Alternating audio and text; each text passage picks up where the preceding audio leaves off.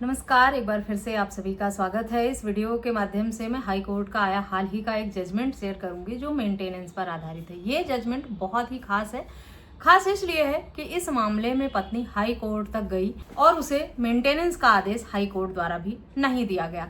अधिकतर मामलों में होता है कि पत्नियां जब मेंटेनेंस की मांग करती हैं तो चाहे वो हाईली क्वालिफाइड हो या पहले से जॉब किया हुआ हो उन्होंने, और वर्तमान में अगर नौकरी नहीं करती हैं, उनके पास जॉब नहीं है, तो कोर्ट द्वारा पत्नी के भरण पोषण के लिए मेंटेनेंस का आदेश हो ही जाता है। लेकिन इस मामले में ऐसा बिल्कुल भी नहीं हुआ। इस मामले में लोअर कोर्ट ने भी पत्नी को मेंटेनेंस आदेशित नहीं किया। मामला हाई कोर्ट गया तो हाई कोर्ट ने भी पत्नी की बातों को सुनकर समझकर पति के हक में ही फैसला दिया। चलिए जानते हैं डिटेल में क्या है पूरा मामला। इससे पहले मैं आपको रिमाइंड करा दूं, अगर मेरे चैनल पर नए हैं, अब तक सब्सक्राइब नहीं किया है तो प्लीज सब्सक्राइब करके बेल आइकन को जरूर प्रेस करें ताकि इस तरह की और भी इंफॉर्मेटिव वीडियोस आपको घर बैठे मिलती रहें। इस मामले में पत्नी ना तो जॉब कर रही थी, ना हाईली क्वालिफाइड थी।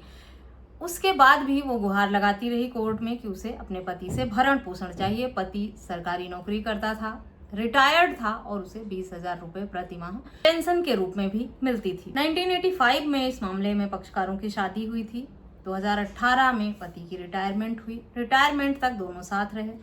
पत्नी का कहना था कि पति ने नाजायज संबंध के चलते मुझसे अलग रहना चुना और वो खुद ही मुझसे अलग हुआ है। मुझे साथ उसने नहीं रखा। जबकि पति का कहना था कि रिटायरमेंट के बाद वो विलेज में रहने चला गया था और सरकारी आवास को खाली करने के लिए पत्नी को कहा था, साथ चलने को कहा था, पर पत्नी ने गांव जाकर रहना, पति के साथ रहना नहीं चुना। वो सरकारी आवास में ही रहती रही। अलग होना, पति के साथ ना रहना, ये पत्नी की चॉइस थी। पति ने उसे मजबूर नहीं किया था, ना उसने अलग रहने के लिए कहा था। सरकारी आवास खाली करने की बात जरूर पति ने कही थी, जो कि रिटायरमेंट के बाद एक प्रक्रिया है कि जब आप उस पद पर नहीं हैं, आपकी रिटायरमेंट होती है तो आपको जो सरकारी आवास मिलता है उसे खाली करना ही पड़ता है। लेकिन इस मामले में पति ने आवास खाली नहीं किया, वहीं रहती रही। पति गाँव चला गया और इसी पर पत्नी ने आरोप लगाया कि वो नाजायज संबंध के चलते, अनैतिक संबंध की वजह से उसने अलगाव को चुना है, मुझसे अलग रहने लगा है। कुछ समय बाद पत्नी ने मेंटेनेंस की मांग की। पत्नी का कहना था कि पति उसके साथ रहना नहीं चाहता क्योंकि वो किसी और के साथ रह रहा है। पति का कहना था ये चॉइस पत्नी की थी। दोनों पक्षों को देखते हुए कोर्ट ने ये माना। पत्नी ने कोई सबूत नहीं दिया था पति के खिलाफ कोर्ट में जिससे ये साबित हो सके कि उसका अनैतिक या नाजायज संबंध है किसी भी तरह के। जो तर्क और तथ्य कोर्ट के समक्ष रखे गए उससे ये साबित हुआ कि पत्नी ने गांव जाना ना चुनकर शहरी लाइफस्टाइल को चुना और सरकारी आवास में रहना चुना, जिस वजह से वो नहीं गई।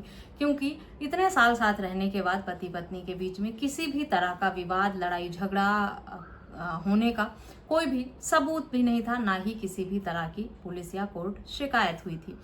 रिटायरमेंट के बाद ही पत्नी साथ रहना नहीं चाहती थी और पति से मेंटेनेंस की मांग भी की थी, जिस पर पति ने ये कहा कि वो साथ चलकर रह सकती है, लेकिन पत्नी अलग रहकर भरण पोषण लेना चाहती थी। जैसा कि इस मामले को पढ़कर समझकर कहा जा सकता है, अंदाजा लगाया जा सकता है, जिस पर कोर्ट ने ये डिजर्सन का ग्राउंड लेते हुए, पत्नी कमाती नहीं थी इसमें, ना ही उसका कोई सोर्स ऑफ इनकम था, ना वो बहुत क्वालिफाइड थी, ऐसा देखा कोर्ट ने। ना ये कोर्ट ने माना कि पत्नी ने पहले नौकरी की है और वो फिर से नौकरी कर सकती है, जैसा कि आम केसों में होता है। इस मामले में लगा कि पत्नी बेवजह अलग रह रही है लंबे समय से और यही डिजर्सन का ग्राउंड बनता है, जिसकी वजह से पति को राहत मिल गई। इस मामले में भरण पोषण देने का आदेश नहीं हुआ। तो ये जजमेंट पतियों के हक में बहुत यूजफुल है, लेकिन पत्नियों के लिए बहुत टेंशन वाला है। जो पत्नियां इस तरह का झूठा दबाव बनाती हैं अपने पति पर, उनसे अलग रहने के बहाने ढूंढती हैं और सोचती हैं मेंटेनेंस का आदेश हो जाएगा उनके हक में, सावधान हो जाएं। कोर्ट के ऑर्डर अब बहुत सोच समझ कर दिए जाते हैं। इस मामले को ही देख लीजिए। पति पत्नी इतने लंबे समय तक साथ रहने के बाद रिटायरमेंट के समय पर पत्नी को गांव जाना पसंद नहीं था या उसने चुना नहीं गांव जाकर पति के साथ रहना, शहर में रहना चाहती थी, जिस वजह से दोनों के बीच में अलगाव हुआ। जो भी सारे तर्क और तथ्यों को देखते हुए समझ में आया है इस केस में। और उसके बाद मेंटेनेंस भी मांग रही थी पति से। पति के पक्ष में ये इसलिए फैसला हुआ क्योंकि पति अपनी पूरी जिम्मेदारी निभाता रहा, वैवाहिक जीवन के जो उसके कर्तव्य थे उसको पूरा करता रहा रिटायरमेंट तक। और रिटायरमेंट के बाद वो गांव शिफ्ट हुआ, पत्नी को साथ लेकर जाना चाहता था, लेकिन पत्नी ही नहीं गई साथ रहने। वो चाहती थी कि वो शहर में रहे और पति से भरण पोषण लेती रहे। इस मामले में पत्नी ने दावा किया था कि 85 लाख रुपए रिटायरमेंट के मिले हैं पति को, 20,000 रुपए पेंशन मिलती है, जिसमें से पत्नी को भी मेंटेनेंस के रूप में आदेशित किया जाए कुछ अमाउंट, जिससे वो अपना गुजर बसर कर सके, क्योंकि वो कमाती नहीं है। लेकिन कोर्ट ने माना बेवजह आप अलग रह रही हैं, पति साथ लेकर जाने को तैयार है, आपके खर्चे उठाने को तैयार है, सिर्फ आप ये चुने कि शहर में रहना है, आपको अपने हिसाब से जिंदगी जीनी है और उसका खर्चा आपका पति उठाए। तो इस तरह के मामलों में पत्नियों के हक में आदेश नहीं होता है। इस जजमेंट की डिटेल आपको वीडियो के डिस्क्रिप्शन बॉक्स से मिल जाएगी, वहां से आप पढ़ सकते हैं, डिटेल में समझ सकते हैं पूरे मामले को।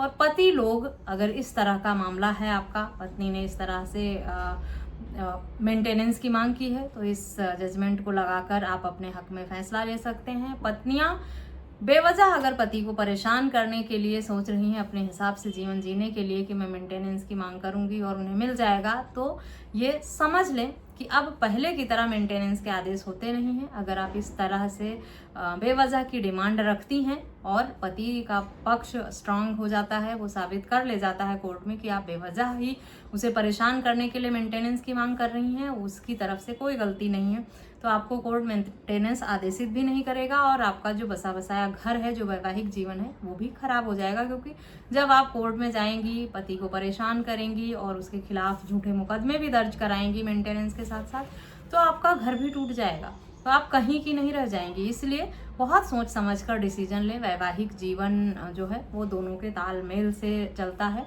विवाह को चलाने के लिए दोनों को समझौते करने पड़ते हैं, किसी एक पर दबाव बनाकर या किसी एक से अपनी जबरदस्ती बात मनवाकर शादी जैसे पवित्र रिश्ते को चलाया नहीं जा सकता, वो खत्म ही हो जाता है कुछ समय बाद।